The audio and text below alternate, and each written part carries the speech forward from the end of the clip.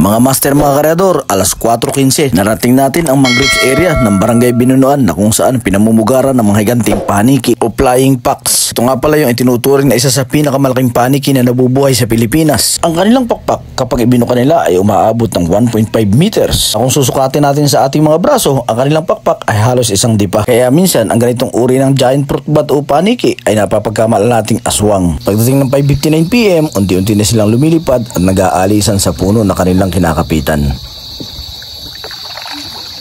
Yung kuno ko hindi.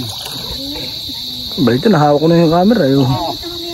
At 6:15 PM, unti-unti na silang lumipad, umalis sa puno na kanilang kinakapitan dito sa mangroves area sa Barangay Binunuan sa Infanta, Quezon. At yung mga paniking yan ay pupunta sa kabundukan, maghanap sila ng prutas na kanilang makakain. At ilan sa kanila ay kumakain din ng insekto. Dahil gabi na, nagpasya na rin kami umuwi at sinabayan namin itong paglipad ng mga paniking ito.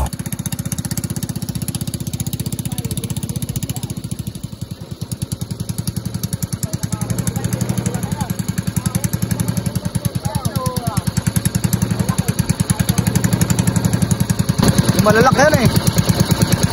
Malalaki oh. Yan oh. Gandaan na yan sa lugar na ito. Naring airport, nasa lida sila eh. Dito talaga nadaan sa lugar na ito, di wala na.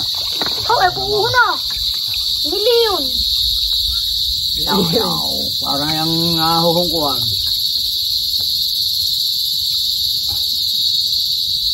Oo, ay may umuhon. Pabaya nga hon.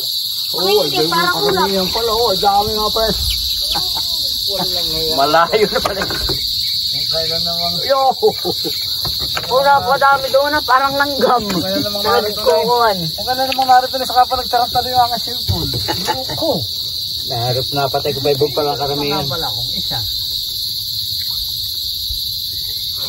Yung kay kuya. Oo, ngayon kay Piccolo. Bilis. 2008 ang password. Hiya.